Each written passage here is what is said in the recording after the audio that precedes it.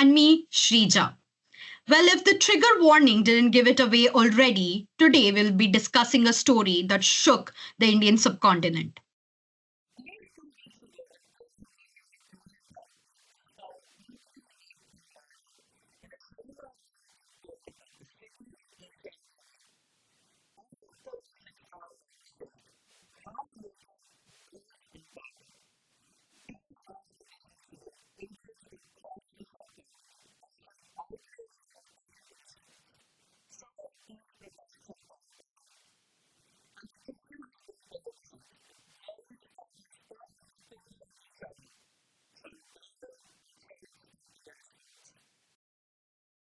Since the incident, the public, especially Indian women, have expressed a profound sense of hopelessness and despair, taking to the streets and launching the Reclaim the Night campaign, which is when women face the most threat at night. But this isn't an isolated incident. Since the news of the Kolkata rape incident has come to light, several other sexual assault cases have shocked the country. One in particular included a 4-year-old. But we want to understand why this happened, who enabled it, and how can we as a nation stop such inhumane attacks from happening again.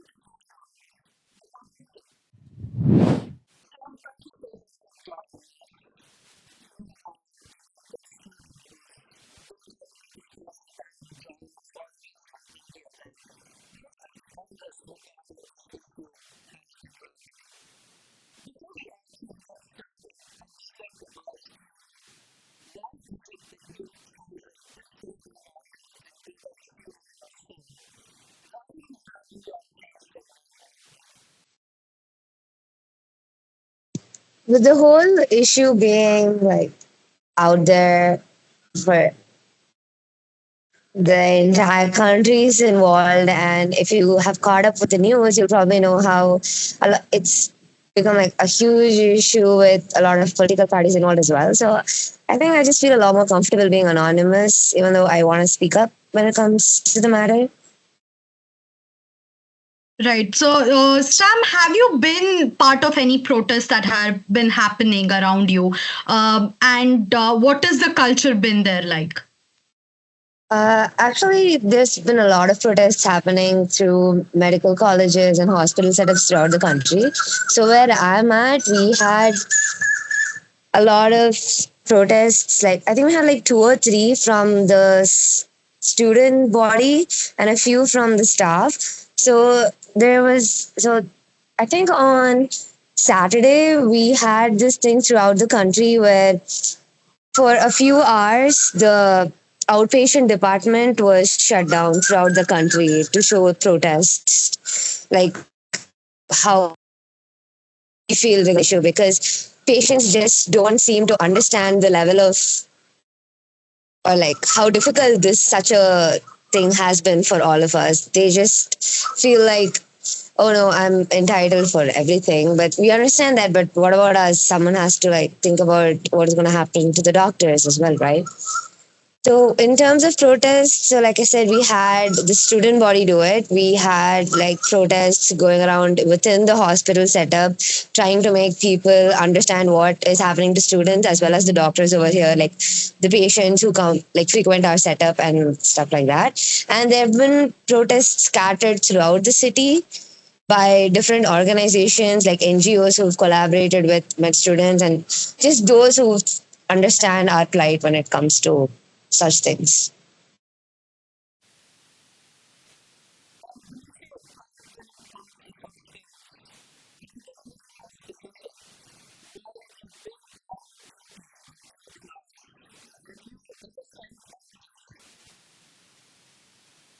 Luckily, that hasn't happened to me or anyone I know so far. Uh, it's more of a the place where you're at matters, especially in a country like India. So I've been pretty fortunate to be in a setup where none of that or I wouldn't have to worry about something like that, or I haven't heard about things like that happen. Right. So, how has the infrastructure been? You talked about how the space you're in matters. So, we've been hearing about lack of good infrastructure, like rest areas for doctors, or non-communal areas. So, how have you experienced anything where you've thought there are not enough safe spaces? When you were in a hospital or something. I don't know how much I can answer that question considering I'm just a medical student right now, because since I'm a medical student, I have like my dormitories where I can come back every time I want to take rest, or I don't have like grueling shifts that keep me in the hospital where I'm put in a situation where I have to take a rest in the hospital premises. So I don't think I can give you an enough overview on such things because I haven't been exposed to that side of the working culture yet.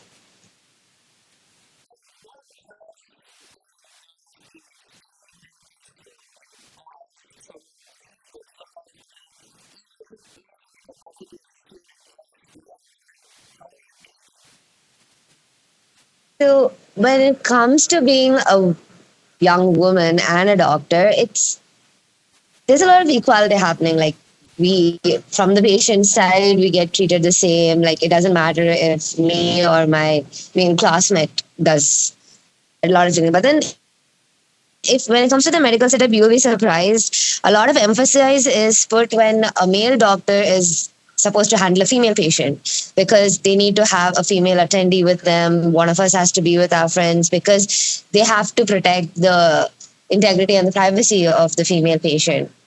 But as a student, it's different being like not in terms of my career, but in terms of the rules that we face where we stay. So when it comes to, let's say, having an in time, which is the maximum time that we're allowed to stay outside the dorms, the guys don't have it.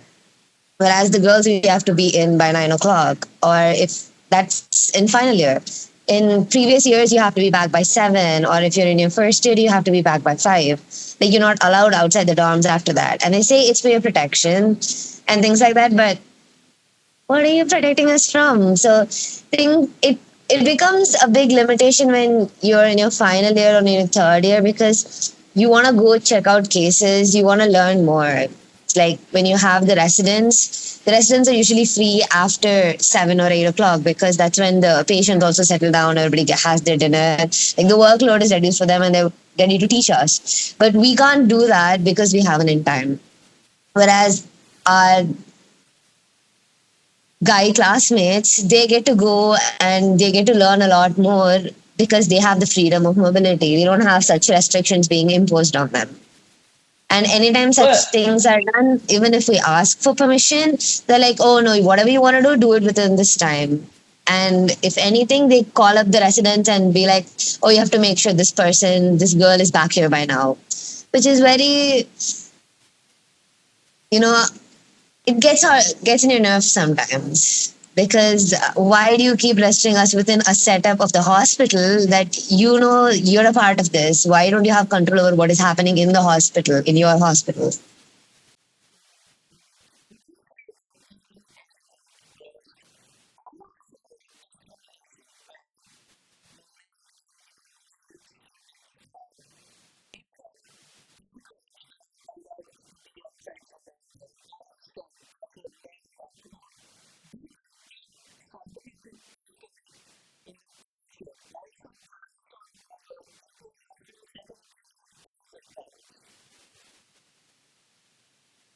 um I think it's a really good question.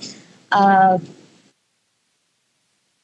so far with what I have seen, I haven't seen the residents face a much of an issue with it, but I think it would be a different tune when it comes to them when you ask them what they face, because I can only tell you what I've seen.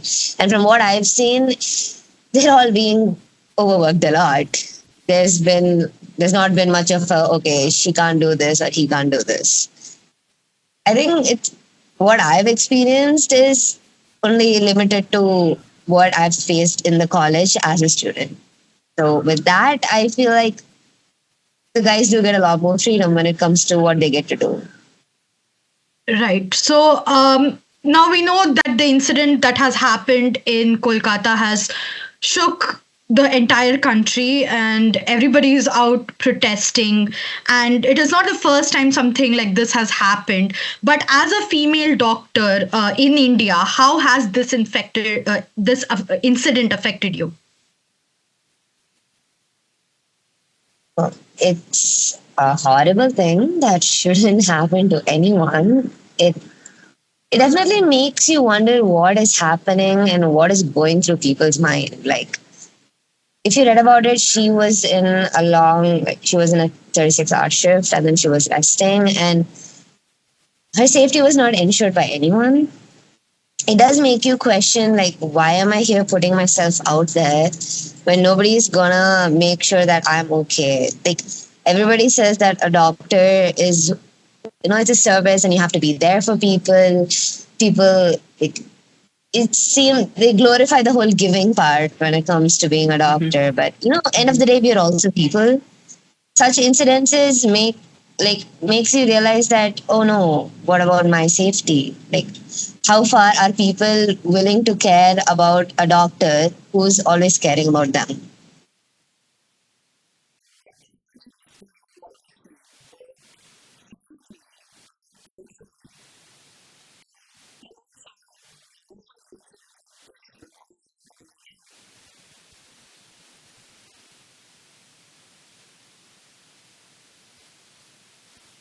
This Sam? is a very Uh, big, this is like a very big area. It covers the whole issue when it comes to the doctor community. It also covers on what it is to be a woman in a country like India.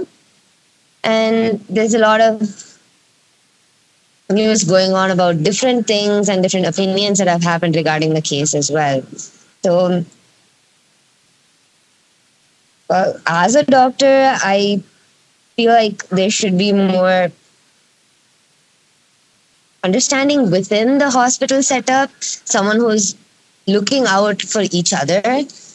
Like if there's a bunch of residents, they could look out for each other, make sure like one person is watching out for the. I'm pretty sure this is there in like different setups. I think it's the number of people and the number of patients and different hospital setups that it's different system everywhere.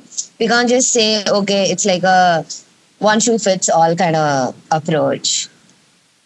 And such an incident, it's a horrific thing when something like this happens to a woman. Like, it's not just because she's a doctor, it's because some person decided to take the worst decision possible that night and do this to someone.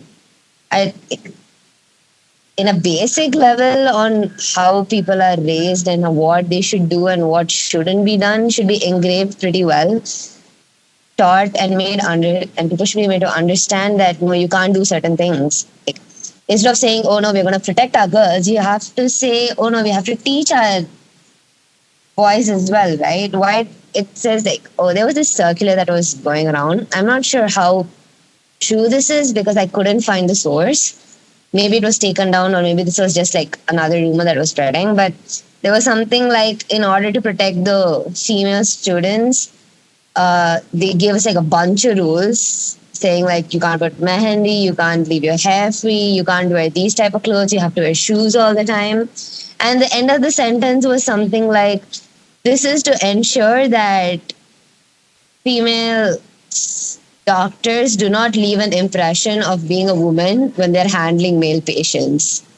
Like, what is that? Like, who the fuck says that? That is not what the problem is. It's like when people keep telling, oh, a woman was raped or things like that, they forget like the active factor of who did that to them. It's as if being a woman means this is going to happen to you or something like that. So you have to protect women. Like, I understand the protection part. Thank you for it. But This is not going to happen just because we are existing. This is happening because some people decide to take really shitty decisions. So I think an approach should be taken in like a much larger level to like the whole thinking should change for majority of the people if they think that, oh no, we have to restrict women in order to protect them. So I think it's a very broad aspect that we just can't cover with a few sentences right now. So Sam, you you mentioned about people wanting to restrict women to keep them safe, and you are a medical student, and in the future you're going to be working in hospitals, and probably will be doing night shifts, right? So has this incident kind of created a fear as to your safety in the future? Does this make you anxious about what the future holds? Definitely, like everybody is worried about what is gonna happen when we go on night shifts because those are inevitable. We have to be there. It's part of our job. We're not gonna give up on that just because of fear or something like that. But this will definitely make us take a second look, ensure that we are in a place where we can be safe and like at least speak up to the people in charge and ensure our safety so that this doesn't happen again.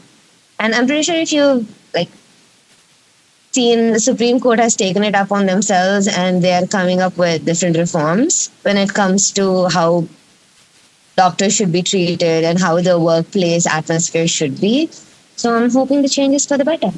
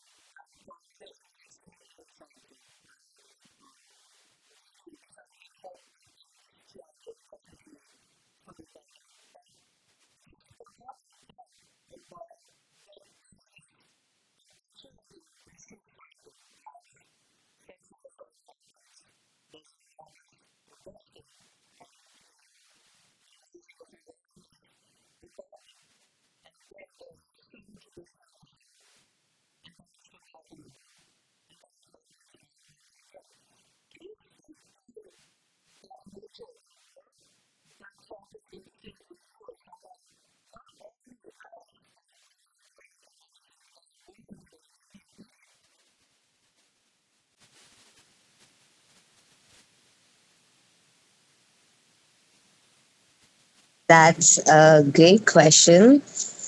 So when it comes to things like that, it's you can't say exactly that it happens, protests happen, and later on it's just like pushed under a rug. I'm pretty sure there have been changes in places where it's required. It's just people don't focus on the news anymore once things have solved. People are like, when it comes to the news right now in India, people are more interested in what happened to who than how they solved the issue when it comes to most of the matters regarding crimes or any of this because they just want to take the hot take on it. And if we do follow up, I'm pretty sure there have been changes, but the changes are clearly not enough if such things are still happening around the country. And with a population boom and all things like that, we're going to need a lot more effort from different bodies for such things to not happen again. And I hope people people are trying. I hope it works. I hope there's a bigger effort from everybody's side for such things to not happen again. Yeah.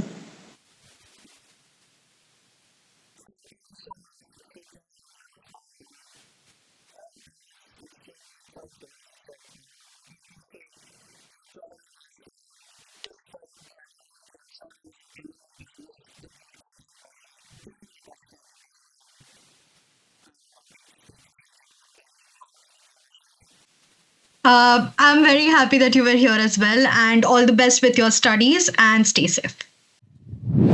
Despite the protests, Indian women like Sam are concerned for their safety, even at their workplaces. And if you picked up on it, she said something very concerning. Indian women must protect themselves rather than men not raping.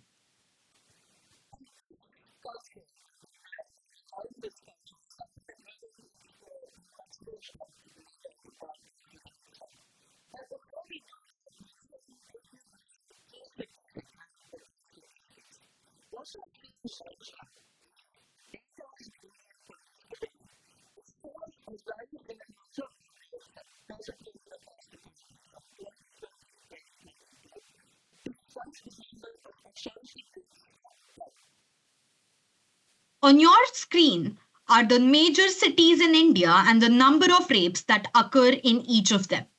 According to this statistic shared by the National Crime Bureau, India's biggest cities, Delhi and Mumbai, saw more than 800 assault cases on women in 2022. 12 out of 18 cities on the list are from northern India.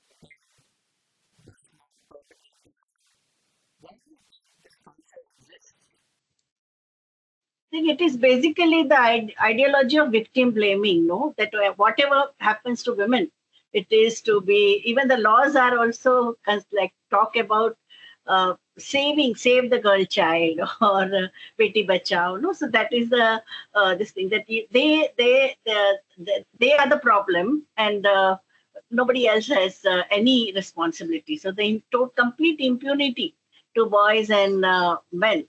And I think that is the culture. And I think even this is valorized. This concept is valorized by the media, by film industry, and even sometimes even the scriptures. No, that Nastri Swatantra Mahartati. When you say that woman doesn't deserve any kind of freedom, because if she is free, then she'll become uncontrollable.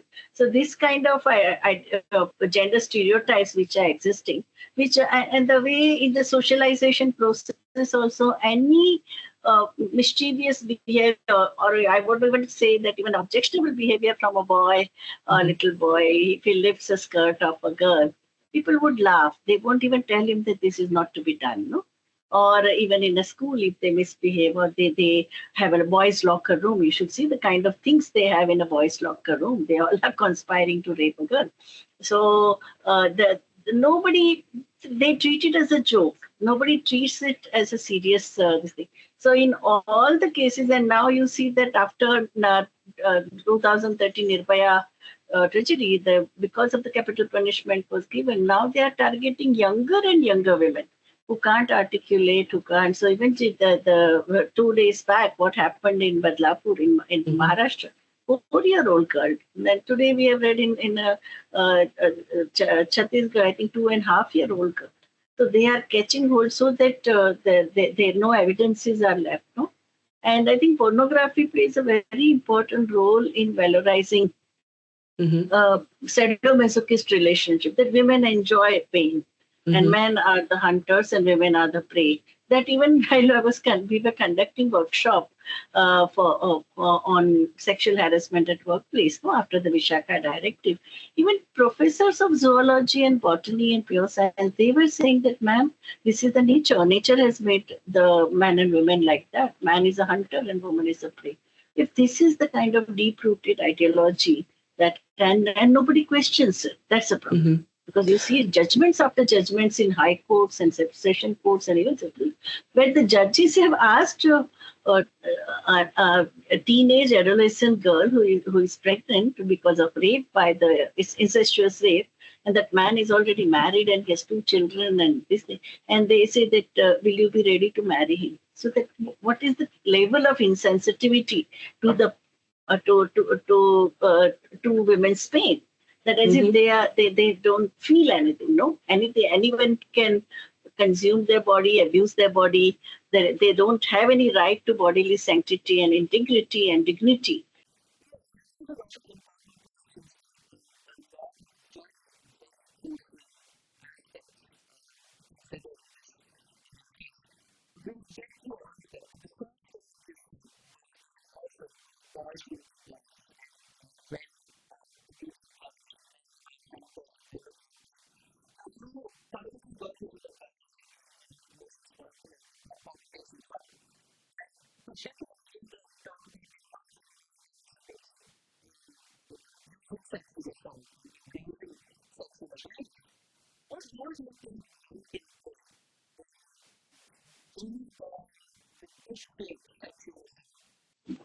Yeah, I think if it is right, it has to start right from preschool. Whenever, whatever the stereotypical behavior or a misogynist behavior through verbally or through body language or even physical happens, no, I think then you have to immediately say this is wrong. So the question, the value that you attach, that if a boy behaves like in an objectionable way, and you would laugh at it, or you would just treat it as a joke, that should never happen, because even that has come out even in our prison visits. No, those who have been boys in conflict with law, if you interview them and they say, "Didi, you came to my life very late. I grew up in a completely misogynist environment. I used to listen to the screams of my mother, who was raped by my father. All the galis and every anger that we express is only at about the genitalia of women. And we grew up in this kind of a culture, and no one said that there was anything wrong with it."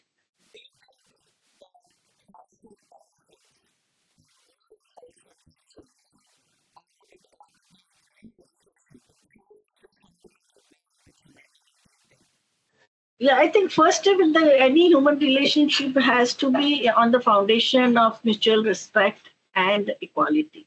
Because the anger which the boys are showing, because you can see in educational institutions, most of the top rankers are women, not only in arts and commerce, but even in professional colleges. There is a tremendous jealousy and hostility also about women.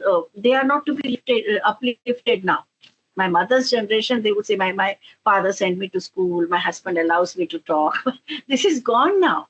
Now the current generation talks about the rights and equal relationship. Even if you see, analyze the divorces, it's educated women who are economically self-dependent are initiating divorces in major cities, because they don't see their husband or even a living partner as a companion. He's the one who decides what she wears, with whom she shops. He checks her mobile. This kind of surveillance even my generation did not have, because the men were not so threatened that women will surpass them.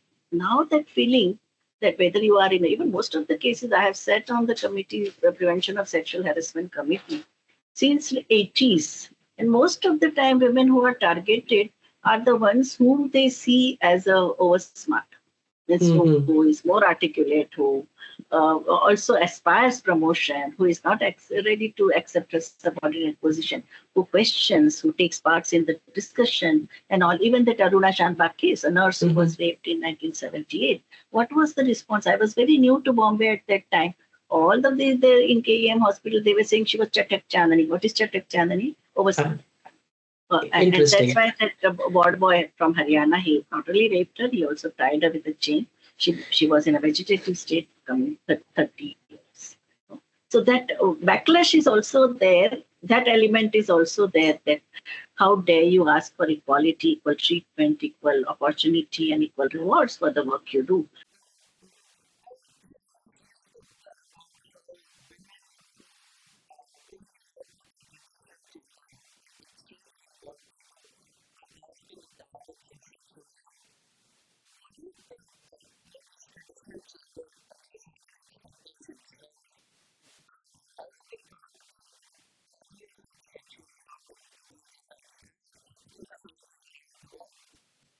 I think you can see that there are differences. For example, in Scandinavian countries, there is a more participation of women in public life. and there is acceptance also women in a decision making role. It is not only representation, but they also have a voice, no? So that and the more exposure, the stories, even at the time of pandemic, we saw those 18 countries in which women leaders, they were the ones who gained a lot of popularity because they put people before profit. So those examples are also there. We have seen in Rwanda, in Somalia, where due to ethnic cleansing, men killed each other, and women and children and elderly people were left. And you see the political participation of 65%. The children who are in the post, after women's leadership has come, those children are not so aggressive.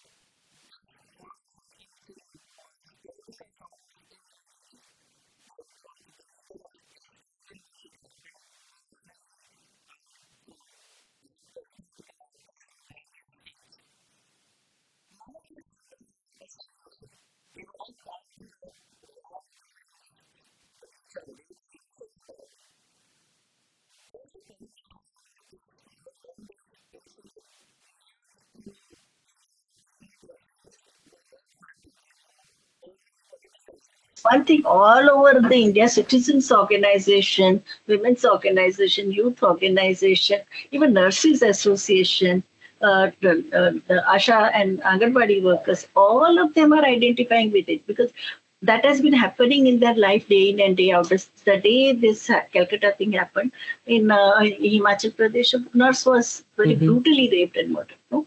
So this thing, but it doesn't catch the national imagination. No? While in this case, we saw that so many things. After Nirbhaya, this is the first time you see that and Nirbhaya had a very strong impact because the work participation of women reduced from 34% in 2013 to, in 4 years' time, it became 27%. And now there's a fear that even professionally competent women like doctors, engineers, chartered accountants, lawyers, all of them, they will also be pulled out by their family. But doesn't that lead? There is a dentist, and so many proposals came for her marriage, but they said we will not even allow her to practice not only in someone else's nursing home, but even self-employed. If they are wealthy, they can have their own practice. But they said we will not. We don't want our daughter-in-law to be working. So it is going to have a very, very negative impact. No?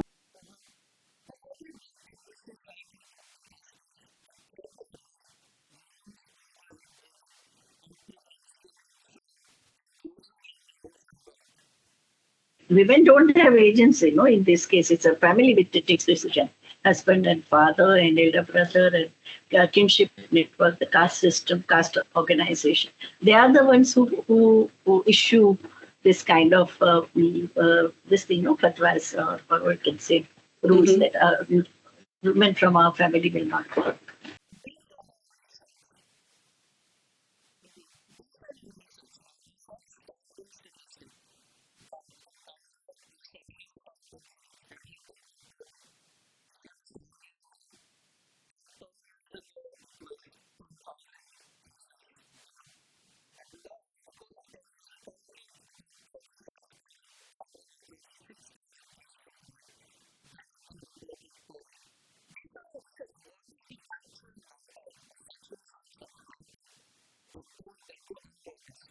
In India, ours was the first organization to come out after Mathura's judgment on Mathura rape in 1980, Forum Against Rape. That was the first one that came from Bombay, and we contacted all newly, because after emergency, sexual violence became a very important issue because 5,000 women activists were in the Indian prison during those 18 months, and they had faced tremendous humiliation and sexual violence from the police and prison authorities and all that. So it became a very important issue, and we took it up.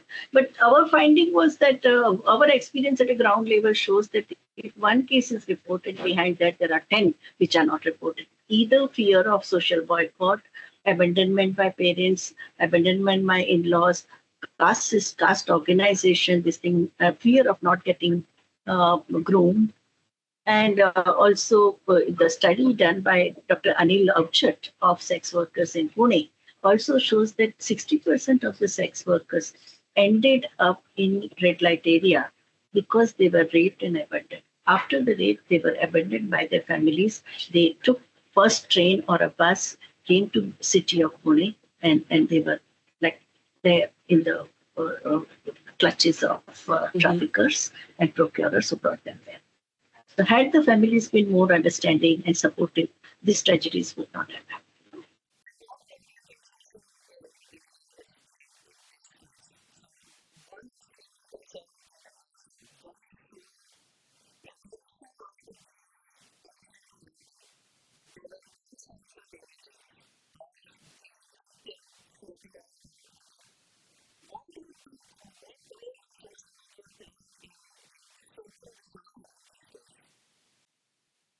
I think it is double-edged. At one level, this kind of evidences they also prove whenever attempt is made to hush up. Because in this case also, all the attempts were made to hush up the thing. It is these videos which provided evidences, and on the other hand, it is also the law which says that victims' identity should not be revealed. That is good, and that was the time we all had demanded, keeping into consideration Mathura's life. No? Because Mathura, she was a teenage girl and she was this thing, and she had to be married. She had a personal life, and media coverage would completely ruin her life. So it is in that context. But now, what do you do? Like when survivor herself says that I don't want to be anonymous because that is a more threat to my life if I remain anonymous. Like that's that singer in Calcutta. She says, I don't want to be anonymous. She herself, she said, I was raped, I was this. And till the end, she fought against it. Nirbhaya's parents, they said, why are you calling her Nirbhaya? Call her Jyoti Singh. She's our daughter. She bravely fought till her death. And we don't think that it's going to damage her image. It is going to damage the image of those who violated her. So Mhm. her parents, both of them are crusaders against sexual violence. And they said that we don't want her to die anonymous. We want to people to remember her as a brave girl who fought for her dignity and who fought for her bodily integrity. She had to give up her life.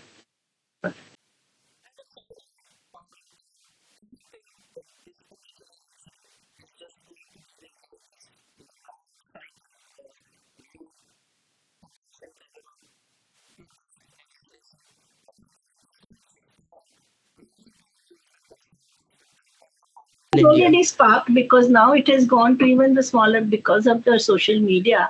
Things have reached everywhere, and plus schools and colleges and public places and women's organizations, media, and even film industry. You saw yesterday the report of Kerala film industry has come out. The report was ready since 2019.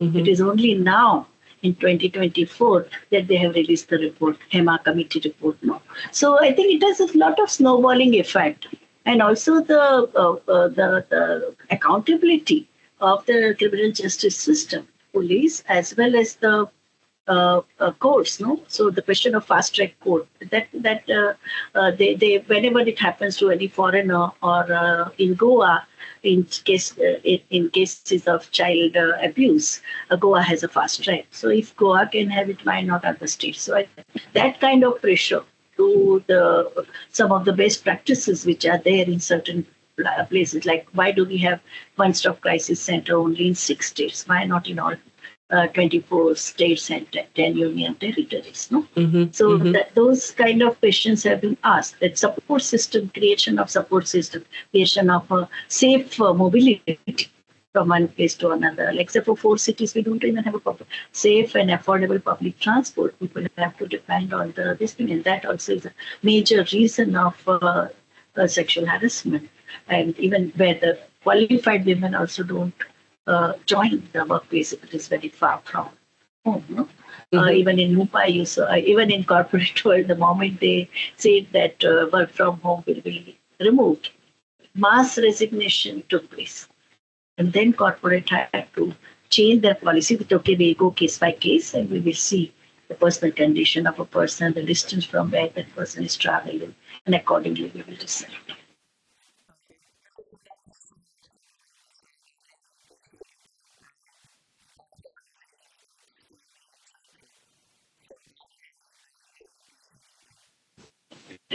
Thank you.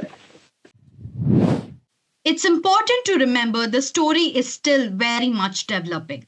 The doctors remain on strike despite the Indian Supreme Court urging them to go back to work, stating medicine and justice cannot be put on hold.